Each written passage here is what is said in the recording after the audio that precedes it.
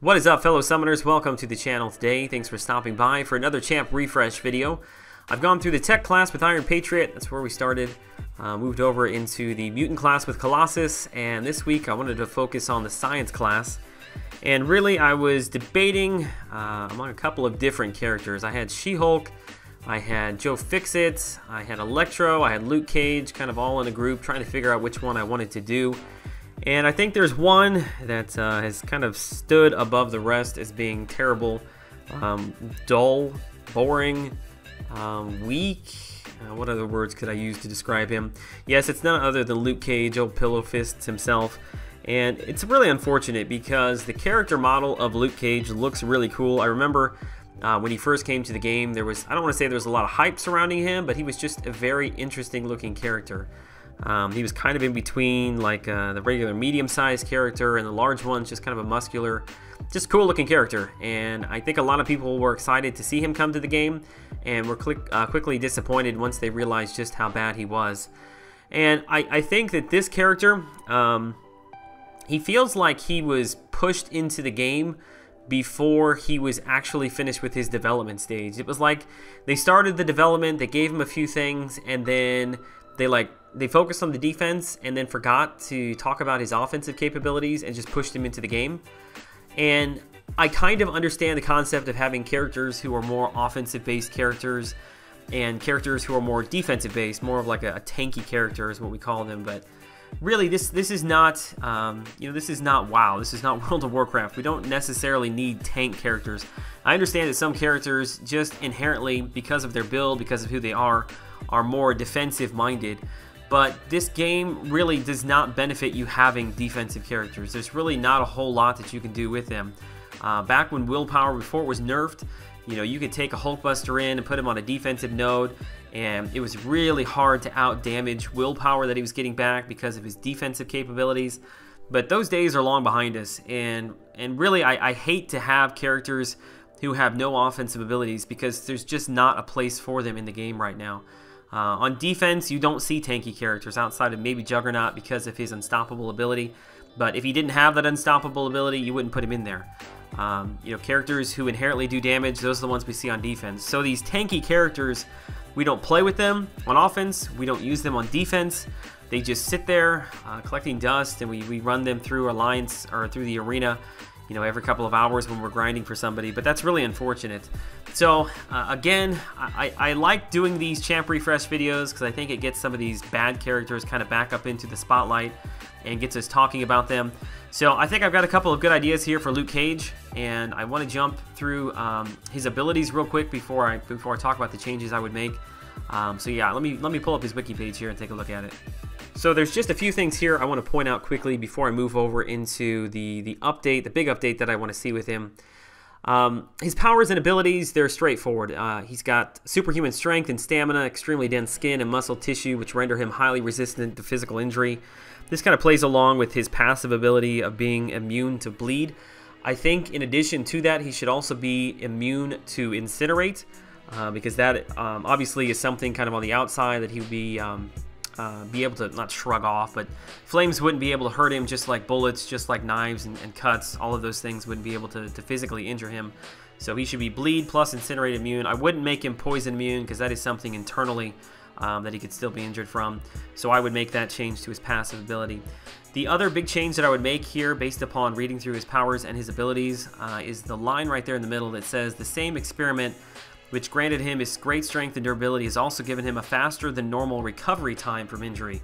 And that part of the character is not really something that comes through in this MCOC version of Luke Cage.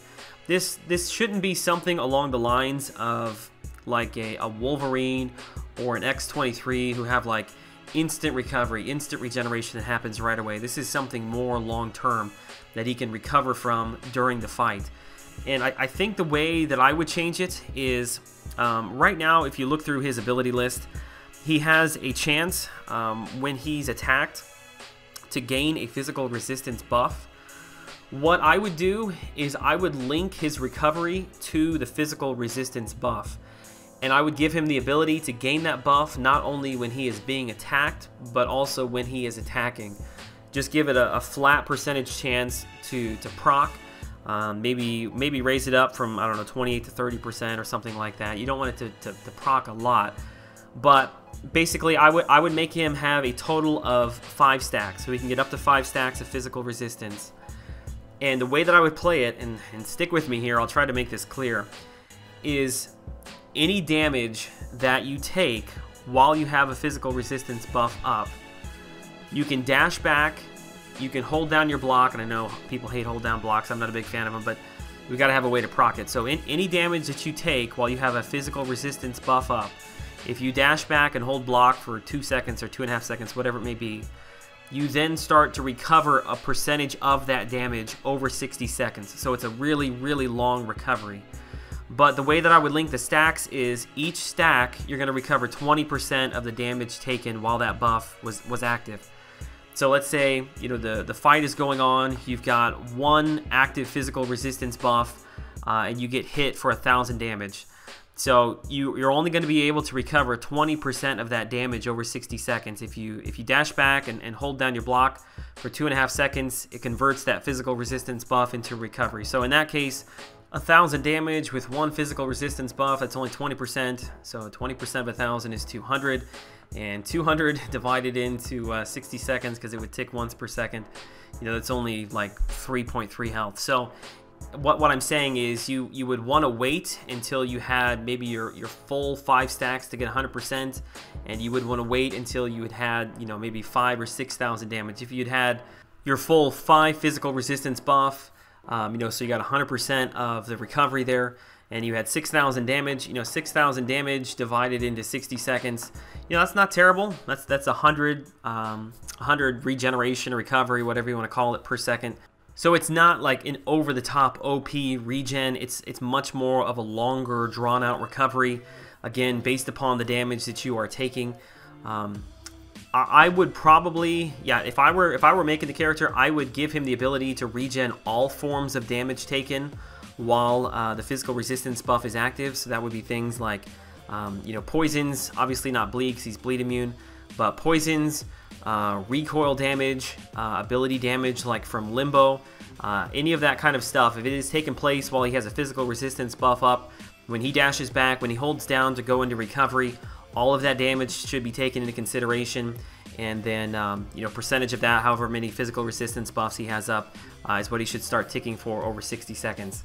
Now, I think that it just gives another layer of interest, of something to control, makes the character just more fun to play, and gives him kind of a more widespread ability to be used in different situations.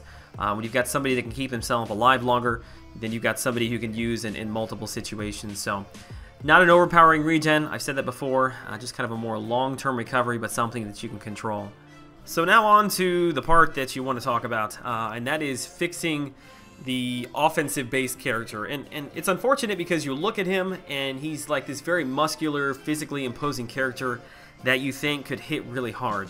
You know, maybe not along the lines of like a Hulk or a Thor, these other physical characters, but you know, he still has superhuman strength, and it's unfortunate that he's been turned into this kind of pillow hands character, because he'd be way more fun to play with, would make much more sense with what you're seeing on screen if he hit a lot harder. And I really, man, I was having such a hard time coming up with a new buff for him, because his power and abilities were just so limiting as far as, you know, fresh and new ideas. You know, he's strong, that's what it is. But when I was reading through his origin, because I knew very little about this character, you know, it talked about, I'm not going to go through his whole history, but it talked about him, you know, going into jail, being set up. He went into jail, he came out, and when he came out with all these abilities, you know, he became a hero for hire, is the way that the wiki page put it. Basically, whoever's going to pay him the most, that's who he was going to work for. Yes, I do realize now that that is one of the synergy bonuses that he gains with Immortal Iron Fist, but I would change the name of that. I think Heroes for Hire is a much more suited buff than a synergy, and I think it should be like a $ buff, which I don't know if it should be green because the physical resistance buff is green, but whatever. So Hero for Hire would be the buff, and the idea is that, you know, he's waiting for this big payday. He's waiting for the highest bidder before he's really going to go to work. So as far as gameplay wise, you would get this stacking Hero for Hire buff, this $, and I don't know what you wanted to stack up to. If you wanted to stack up to 5, stack up to 10, but I think because we've already got a dash back and hold down ability to proc the recovery, so we got to think of something else here. I think this is just a straight stacking buff, and once it gets to a certain number, it activates.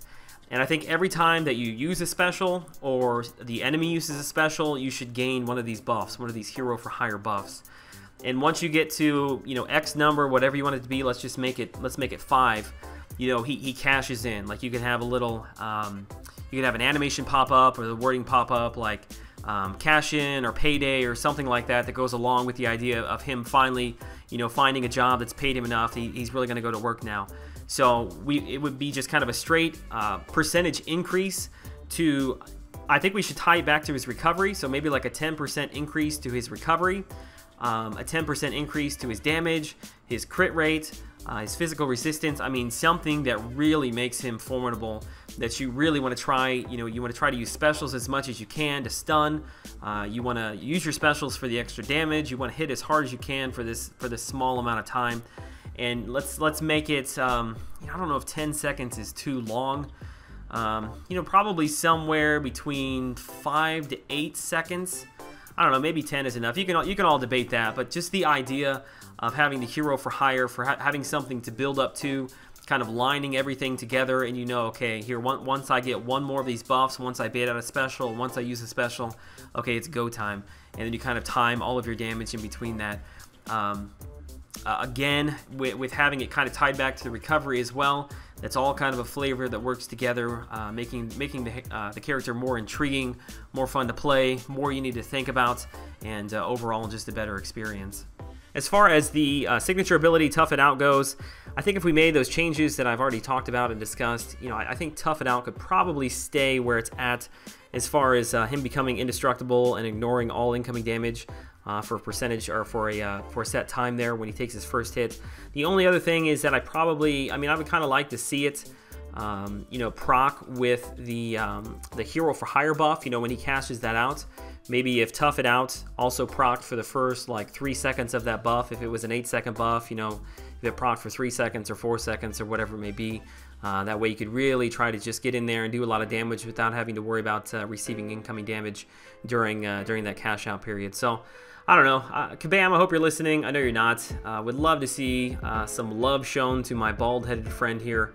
I don't know. Would just love to use him. He's been stuck in the bottom of my my roster for a long time. I just recently ranked him up to rank 2 because I duplicated him not long ago. Yeah, I don't know. There's a lot of characters that are stuck down there that I want to play with, but as of right now, I have no incentive to. So hopefully these are some good ideas. Again, this is very much kind of a community-based thing. If we kind of pull all our heads together, we'll come up with a better idea than I can just sitting here kind of coming up with stuff out of the blue. So your comments, your suggestions, anything you'd like to leave down below is very much appreciated. And all we can do is hope that Kabam is possibly listening. As always, I very much appreciate all the support that I receive here on the channel. Hope you enjoy this champ refresh. The next one I'm going to be looking at is probably from the skill class, so if you have a suggestion of somebody that you'd like to discuss or see some changes on, would love to hear those down below as well. Probably we'll do that at some point next week. Alright guys, enjoy the video. Until I see you in the next one, have a great day.